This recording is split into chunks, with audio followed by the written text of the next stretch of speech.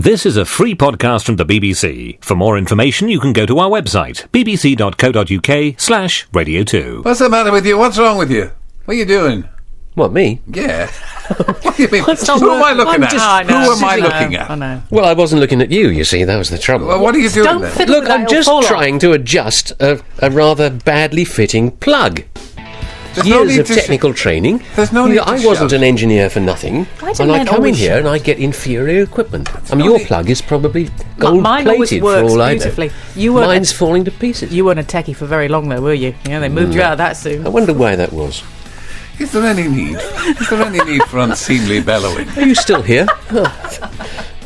So we'd gone Boggy on Marsh longer. Oh, he's still has on. left his shed with Yes. its leaks and dirty mags, and now he's going to ride the waves among the gulls and shags. Doesn't leak. With a ship ahoy and a trim the sails, he'll be master of the sea. Pwar. Though where he'll keep his organ is still a mystery. And look, Jan is worried about have you a grip on your winch handles? I refuse to answer that question because the controller is not very far away. That's right, but she knows that this programme is characterised by its predisposition to food and film. Well, I try and lift the tone. every Her time I Majesty's can. Coast Guard Incident Officer You're writing, shouting if at I me may now. interrupt you. Just pick it Whose up. programme? What's this programme called? All right, you failed. Chris, somebody. Dear Mr. Marsh, from Her Majesty's Coast Guard, as registered owner of the SS Saggy Pair, you should be made aware we're studying CCTV footage of a recent incident filmed in Eastbourne Marina. Your progress towards the sea seems reasonable at first, although a little haphazard, and on the wrong side of the channel. Hence, the scrape marks reported on several other boats. However, the troublesome part They'll appears come out. to Come be when you decide to raise your blue Peter as you leave port. Now, I've got a red ensign. Bet you have. a little tale of Janet and John. Sorely missed these past few weeks, but here for your delectation. Janet and John go to the shoe shop. Today, Janet and John are going to buy John some new shoes. John likes shoes. John has 215 pairs of shoes. See Imelda Marcos. John puts on an aquamarine crushed velvet suit with leopard skin accessories and a big floppy hat with a feather. John is a popinjay. On the bus, John sees Mrs. Cashmore from the village. John says, I have to buy some new shoes today because I've bought a new boat and I want to get some deck shoes to wear on it. see John show Mrs. Cashmore a picture of his new boat. Do you think the Golden Rivet is a funny name for a boat? Mrs. Cashmore says... Mrs. Cashmore says, I once had a sail around the Windward Passage. Lucky Mrs. Cashmore. Soon the bus arrives in town. Janet and John start to look in all the shoe shops. Janet says, You're taking an awfully long time, John. I think I'll go to the cafe and wait for you there. Do try and behave this time. My hand still hurts from putting you across my knee in the supermarket last week. See John flinch as he waves goodbye to Janet. In the first shop, John sees some very nice deck shoes and tries them on. See John admiring the new shoes in the mirror for 20 minutes. Mrs. Montague, who works in the shop, says, They look very nice. Would you like to buy them? Yes, please, Says John. but I think the laces have got a bit tangled up.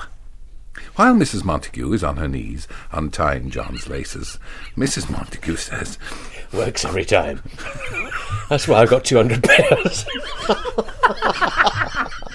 Mrs. Montague says, I think you used to come in here a long time ago. Yes, says John, I remember now, you used to have long brown hair.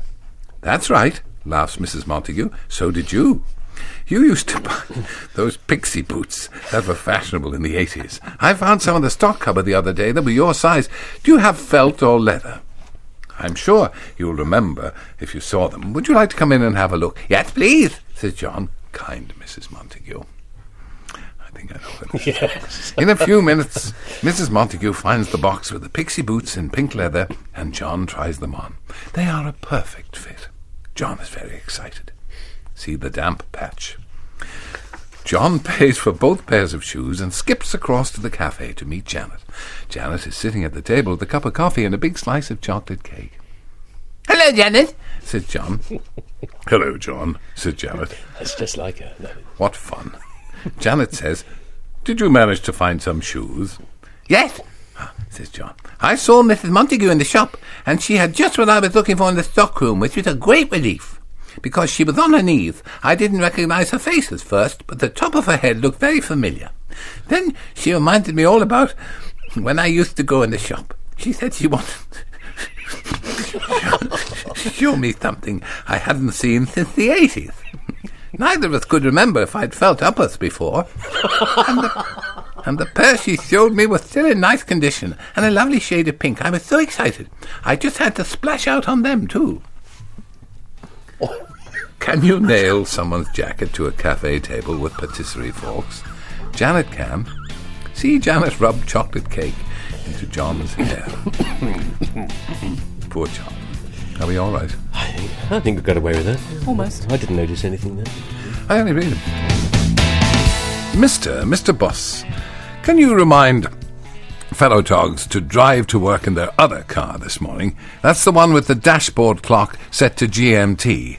The alternative, having to try and reset the car's internal clock, does... Oh, exactly.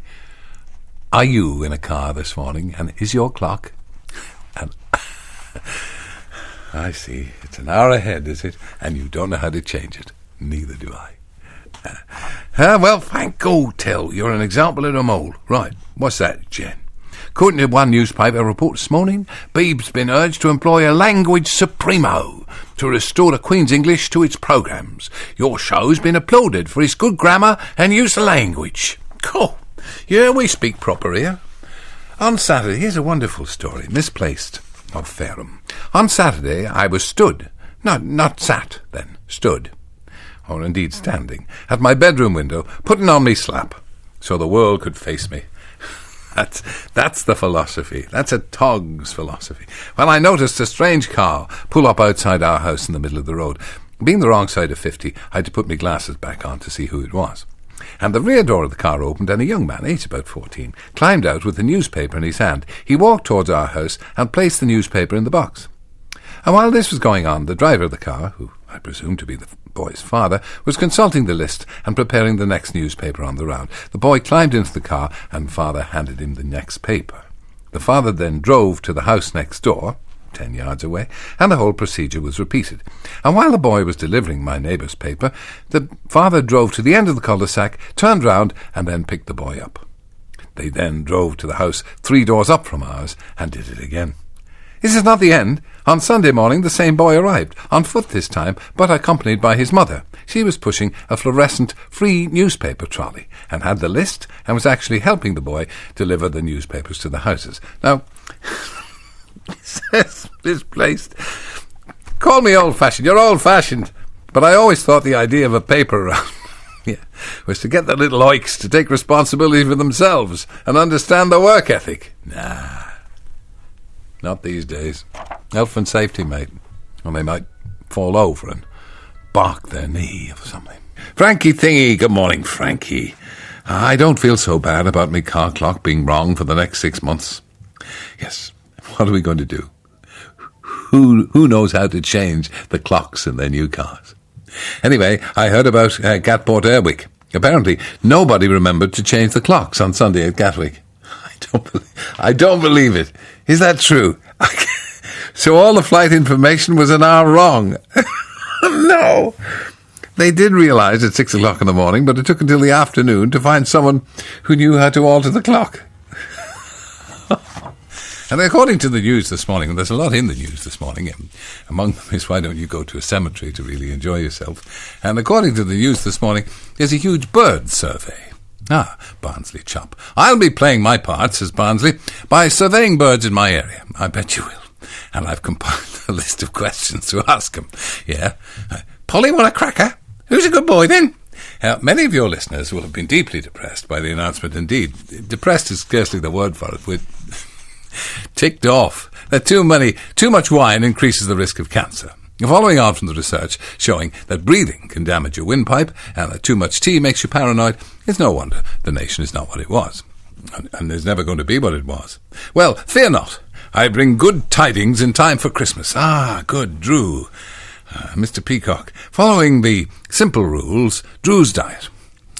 It'll allow one to continue drinking without risk.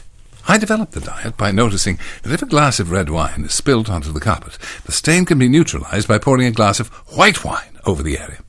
By diligent research, I found the same is true of drinking. Simply follow a glass of red wine with a glass of white wine, and they cancel each other out.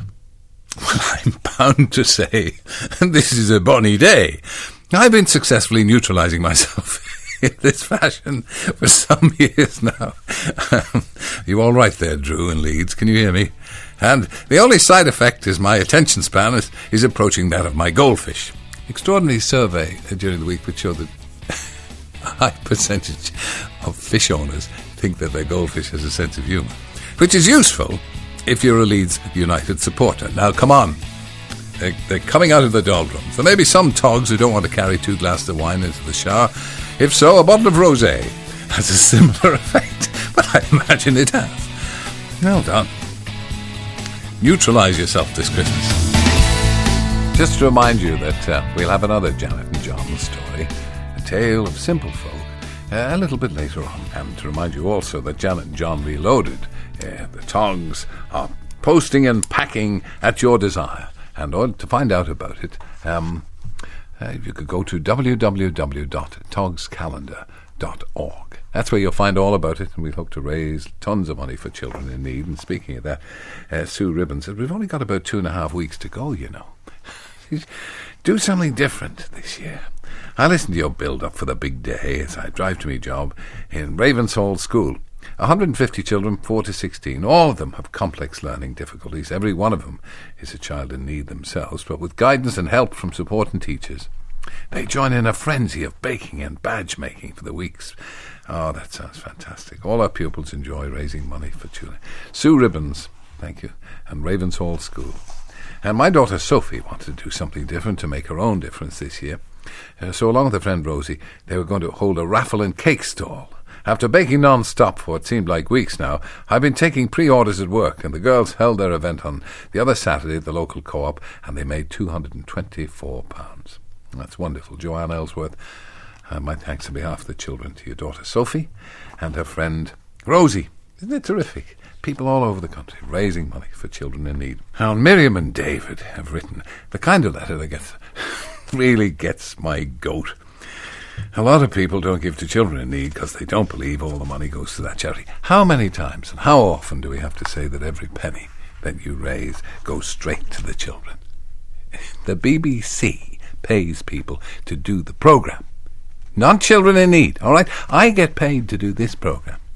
I also raise money for children in need while I'm doing it. For God's sake, get a grip. I have to take issue with the Kirkcaldy curmudgeon and his statement that camping is going out of fashion. Why, only the other night, on the long way down, we were treated to the sight of 2 big burly thespians, Ewan Husami and Charlie Boredom, flattening some grass at Silverstone as they camped for the night.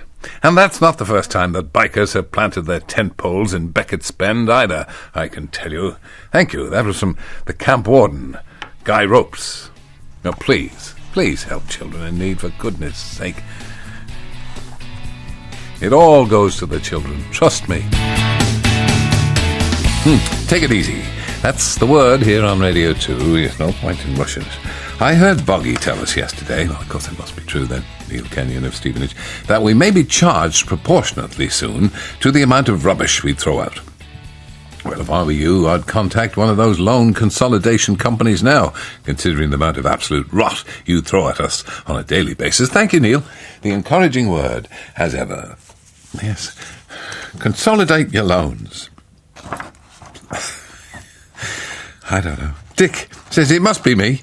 In a certain store last week, I noticed a door to the outside world clearly labelled automatic door. Ideal for when you have your hands full of shopping, obviously. And walking towards it did not cause it to open automatically. You have to push a button on the handrail. With your hands full of shopping. That's not really automatic, you know. And number 2, I rang a certain well-known health insurance company to register my claim for my wife's bladder problems today, only to be asked, and which part of the body is this happening in? Jeff Smith. We've got a Jeff Smith here, haven't we? Yeah, don't know what he does. I feel I must complain about the drama Fanny Hill. Oh, Jeff, the programs I watched contained every sin imaginable, including nudity and explicit sex. So, why were there only 2 programs? Come along. I write on behalf of it's from Seb. Seb Luddishame. I write on behalf of the present Mrs. Luddishame to complain about the misleading title of your show, Points of View. Points on View. Well, you watch it at your peril on a Sunday, if you can find it, because it moves up and down the schedule like a bee's wing. After reading a great deal of hype in the press about the show's erotic comment, or indeed content, the present Mrs. Luddishame, being of insatiable character, was looking forward to a feast of the male form. Imagine her dismay when tuning in to find a said show is some sort of right-to-reply nonsense, hosted by that bloke who used to be on the telly. She wishes for me to express her hope that the other BBC show, much lauded for its adult content, is not similarly disappointing. What could that be? What, Newsnight? I have had to placate her with the promise that the celebrated playmate Mr. Titchmarsh and his show Grindforce are sure to satisfy the needs of the more discerning female. Where do I begin? I don't know. Well, I tell you what, you need to look out, because old Bill Oddity and that nice girl, they're going to be doing autumn spring watch. And so skin and hair flying in all directions. We look forward to that. That'll be happening, I think, next week. Grub, glorious grub. It's what Terry wants in the morning. Something to boost up his blood and keep him from fainting and yawning. Whether it's chips or chocolate, snorkers or sarnies to munch. Will someone send something for him to eat to keep the man going till lunch? And so they have. It's been short commons for the last week and a half. We've been sitting here with our faces as long as today and tomorrow. And now at last, something to soften Lynn Bowles' cough. Grub, glorious grub, to stop his moaning and bleating. So don't give him a snub, send him some fodder for eating. Cheese or cookies or plates of ham or even rich cream cakes. Just send him whatever you can and see what a difference it makes. Absolutely none. How true that is. Now, I've just heard from a reliable source in the House of Parliament canteen. Yes, it's another pie eater. I cannot tell you her name, but she makes a canny steak pie. I see. That the government are considering taxing people over 6 feet in height, as their lung capacity is larger than those of a smaller stature. Thus, they use more oxygen and are using up more valuable resources, and they probably eat the odd steak as well. And they were thinking of making it 5 foot 10 inches, but this would have brought Gordon Brown and all of the Scottish MPs and Barrowlands Boyd into the taxation bracket. Yeah, I think people have had enough. I really do think people have had enough of incessant information that they can't eat this and they can't eat that and they can't breathe and they want to watch what they're doing. And I now realise, says Arnie, that the later stages of our perilous journey from infant to curmudgeon can be fraught with disappointment. Get away with you, Arnie. Yesterday I went for a haircut and noticed that while the mop was growing thinner, the ears and nose were growing forever longer. Well, yes, not just the hairs either. The ears and the nose do grow bigger as you grow older. On arriving home, the missus, taking a break from her belly dancing, took one look at me, screamed in horror, and sent me out trick-or-treating. She thought I might be able to retrieve some of the goodies she'd already handed out. Well, now, before we left the house last night, I thought it would be a nice and kind gesture to leave for the trick-or-treaters. Some crisps, some chocolates, capacious bags. And I came back a little bit later and found that the treats had been left. But they'd done the trick. They'd smeared all over me gate. So I don't think they're out for treats. Severe clip around the ear. Oh, you can't do that anymore either, can you? I've never had so many letters about Strictly Come Dancing. But I won't hear a word against it because they give a ton of money to children in need every year, and good luck to them. And Steve Barrett, I'm shocked, given the recent phone scandals and alleged corruption. It's a travesty. The Gabby Logan should have been eliminated, and Penny Lancaster saved. He sees a plot in here. He sees a plot involving Rod Stewart. What is it with the British public? Well, the British public, you see, sometimes decide to show people like judges just what they think of them and where they actually stand. What is it with voting the fragrant and lovely? Yes, I thought it was a little harsh, honestly. Two of the best dancers, and certainly the most glamorous, and both in the dance-off. Voting the fragrant and lovely Gabby off the show. Honestly, poor old Brucey, even he looked ashamed. People of Britain. Oh, no, never mind, people of Britain. They know what they're doing most of the time. So now we have proof of proof are needed. It is a bad idea to give people the vote. 2 contestants were shortlisted for eviction from the BBC's dance competition simply because they were attractive blondes. We should never have given women the vote. I know, honestly. Only the head of the house should be allowed to vote in these events. You're listening to the Wake Up to Wogan podcast from BBC Radio 2. A pantalooned popinjay possessing preposterous predilections for punctually proffered provender posed provocatively on a palatial pink poof and professed partiality for petit pois, pompously pronouncing my pom-poms are profusely palatial, petter. Likewise, a luscious Clondaff lovely lounged lasciviously, looking languidly lithesome, leading a liberally lubricated louche Limerick lickspittle to lugubriously lap a libation laced with licorice-like liquor, loquaciously lip-syncing Begorra and Bejabers, that'll banjax the banshee bowrons, bedeviling the boreens of Ballygo backwards. That hurt. Johnny, speak to me. I know you can't. I knew you'd do that. You'll be away. You're 11 weeks I haven't since eaten I for last 11 spoke weeks. to you. And here you are with your mouth full of what can only be described as food. Great excitement, says Donegal, at the London Zoological Society. One of the members claims to have taken a photo of a Yeti, a Bigfoot, abominable snowman. Members are on their way, that's in deepest Sussex. Members are on their way to examine the photograph, although one was heard to say he wasn't so sure. It appeared to have mange and looked to be dressed in a brand new sailor's uniform. Hello, sailor. 'Twas on the good ship Sagittaire. Is that what it's called? 'Twas on the good couldn't ship. possibly comment on that. All fops and dandies they were there, though none knew where it would next appear, because Boggy didn't know how to steer. He took her into the wind, you know, and frightened Did the he? life out of Janet. I'm getting better. I don't bang into things now. I just scratch.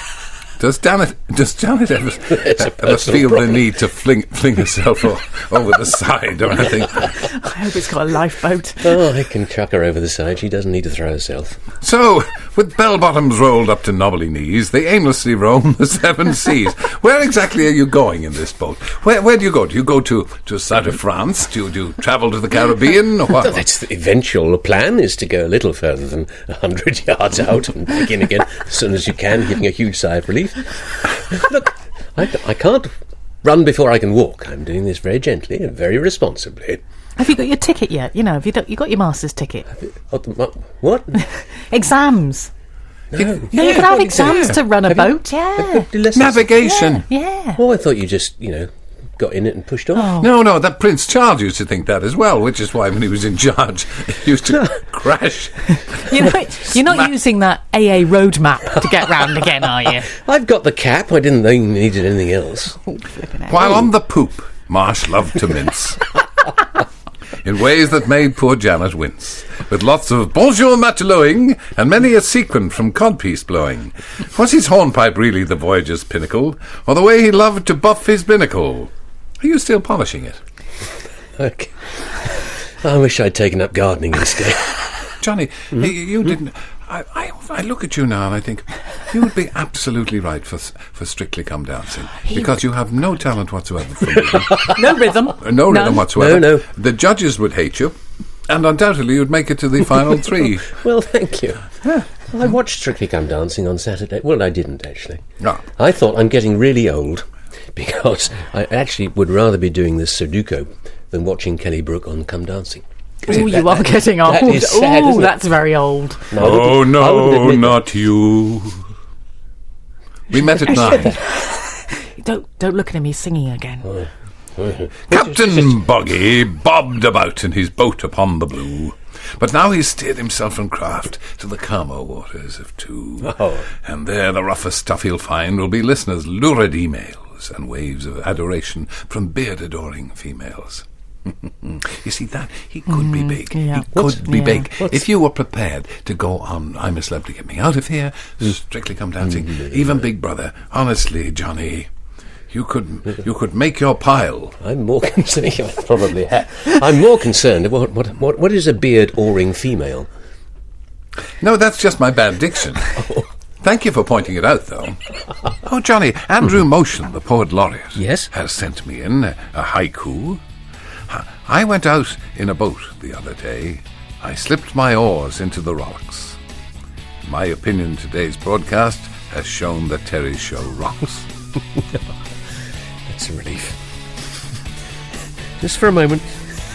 What? What did you suspect? I only read him. And what ho, Herr Togmeister and the Radio 2 Massive. Yes, we are. We're the Massive in more ways than one. In spite of being the oldest kid in the class, I'm the teacher, says Sylvia. I know that often happens, doesn't it, Sylvia? In spite of being female, at least 2 counts. I've wound up on the school play Our Day Out, playing a very male Scouse coach driver. It happens that way, Sylvia. School plays. I gather cross-dressing has always been a part of theatre life. I wonder if anyone has seen Chuffer Dandridge's Fanny by Gaslight in the Criterion in 1937. No, the case was thrown out of court.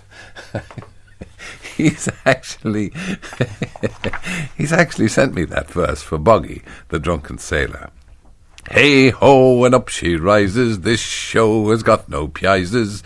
Boggy's making fishy noises early in the morning. Ah, Chuffer. A decent man. Just yesterday, catching up with 2 weeks of recorded programmes. Joanne Davidson, is it mad you are? What takes people to sit in front of a computer for hours and hours and just looking at pictures? I don't know. Anyway, in suitably toggish fashion, I saw you were number 1 on Keith Olbermann's list of best persons in the world on his programme Countdown on MSNBC in New York. Really, I can't say that I'm not enormously flattered, but in the context in which it was shown, no. It takes a maid of high moral fibre, imbued with sinews of the highest calibre, to take a trip on the binding main and come back with a character devoid of stain. So, Lynn, beware Boggy's spanker gaff, for his top-gallant braces have always been nap. Jibing his bowsprit, he never fails to appall, and his mizzen is of no size at all, but he's the type with enough brass neck to press-gang you into his quarter-deck. Well, if you be with him, the main brace splice, scraping his barnacle bottom will be the price. So for his shanties, don't you be falling. Give the old sea dog a right keel hauling. This is for Crookie again, full of what can only be called nautical terminology, with which you are familiar now. Well, next week I'm going to take up potholing, I think. What about bungee jumping? Yes. That could be a very brief hobby. Do you know what a binnacle is? I do. I've got a binnacle. Have you? Oh, yes. You're going to polish Got that the as well, ointment are for you? it, though. No, please. You can have an operation. Don't polish it in front of us. Jamie Donut says, it is the ancient mariner, and he stoppeth one of 3. By thy long beard and glittering eye, now wherefore stoppest thou me? Wogan's eyes were open wide, barrel-lands and bowls he had dropped in. Breakfast was set with snorkers to be, the mariner was looking thin. He holds Terry with his skinny hand. There was a ship, quoth he. Hold off, unhand me, greybeard loon. Must remember that one. But soon his story told he. My binnacle was well polished, and foppishly I was dressed. We sailed to sea, captained by me. I think they were all impressed. At length did cross a Jonathan Waff, and garrulous was he. And despite his bright and gay attire, he looked and laughed at me. God save the ancient mariner from the fiends that plague thee thus. Why look'st thou so? With my crossbow I shot the Jonathan Roth. That's very clever. Day after day, they stuck nor breath nor motion, as idle as an abandoned shed or Boggy's locomotion. Water, water, everywhere, Boggy's cruising down the sink. Water, water, everywhere.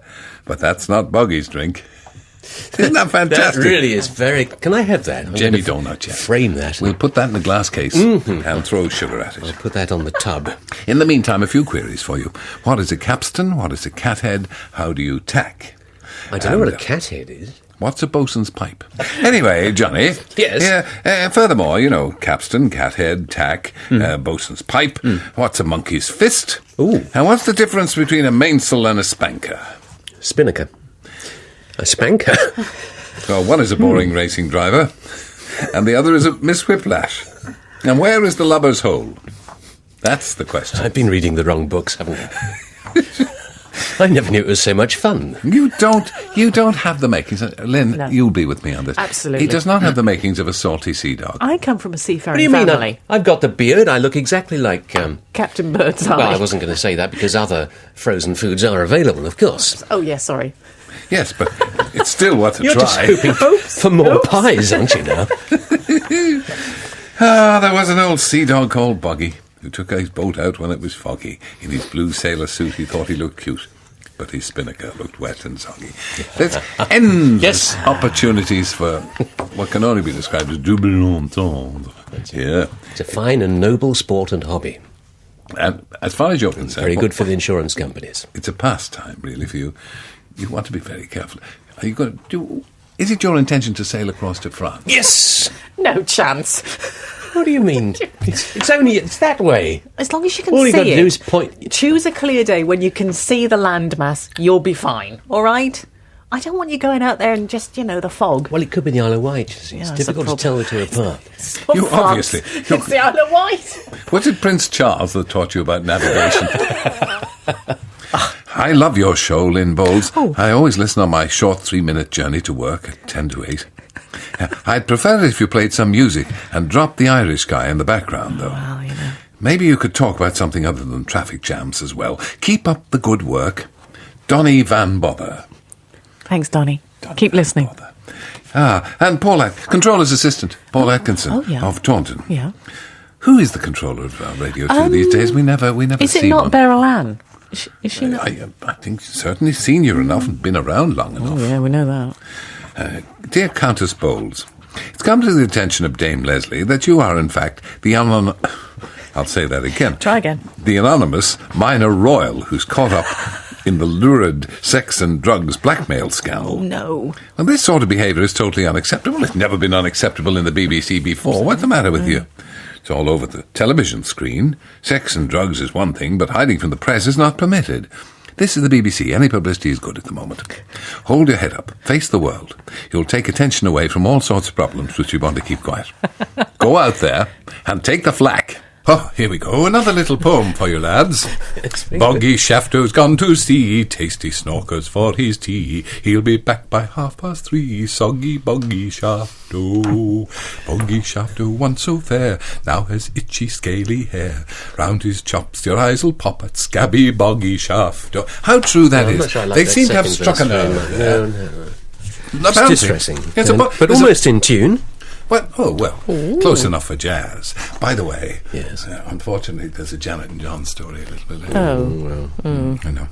Apparently, there's a bird survey going on, and indeed, Beryl Ann's Boyd has been taking advantage of it with every young woman that comes in. Put her down.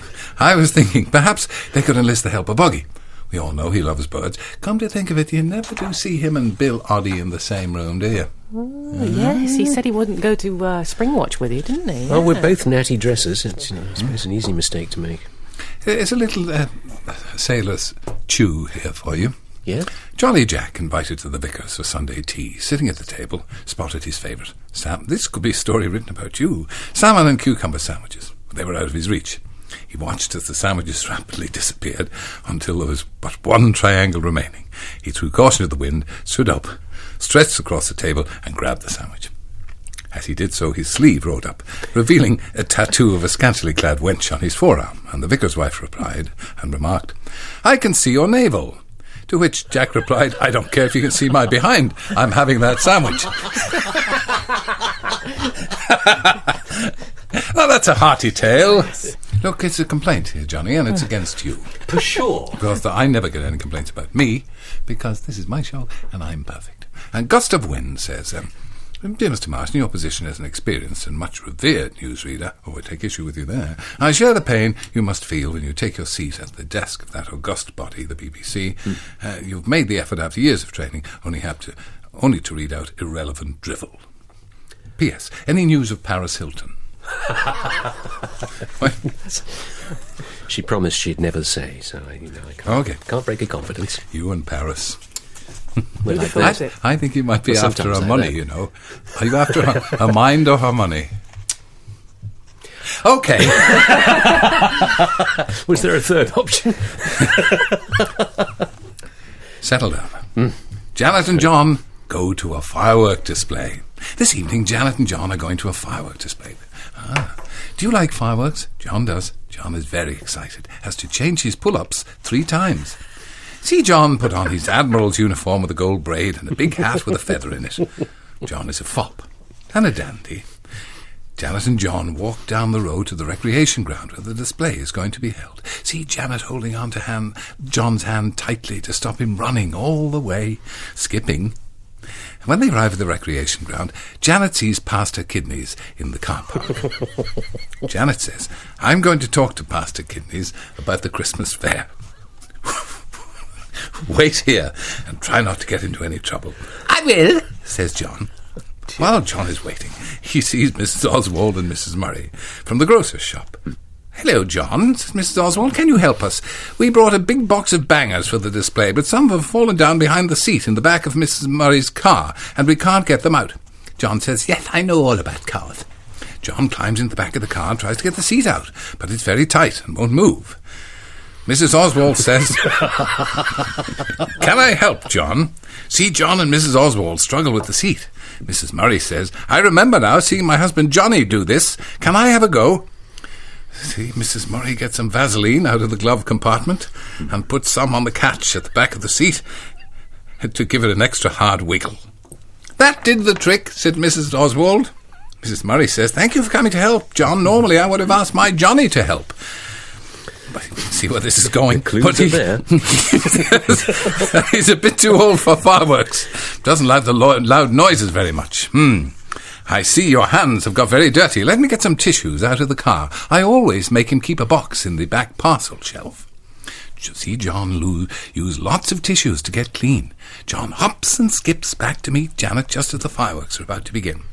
I thought I told you to stay here, said Janet. What were you doing with those women? And John says, Mrs. Murray said she lost her crackers in the back of her car. Normally her husband would help out, but he stayed at home. He's getting a bit old for all the banging. After I'd struggled on the back seat with Mrs. Oswald for a few minutes, it was still quite stiff, so Mrs. Murray climbed in to have a go. We got rather dirty, so it took ages to clean up afterwards with tissues. We managed to get through a whole box of Johnnies and some Vaseline that she keeps in the car for emergencies. See the fireworks. Oh, God. Shouldn't be allowed. I don't know how this can be reconciled with transparency. Dear BBC. Wake up to Wogan! This was a podcast from BBC Radio 2. Don't forget you can also download free podcasts for Steve Wright, Russell Brand and Chris Evans. Get more information now at bbc.co.uk/Radio 2 and wake up to Wogan every weekday morning from 7:30, online, on digital and on 88 to 91 FM.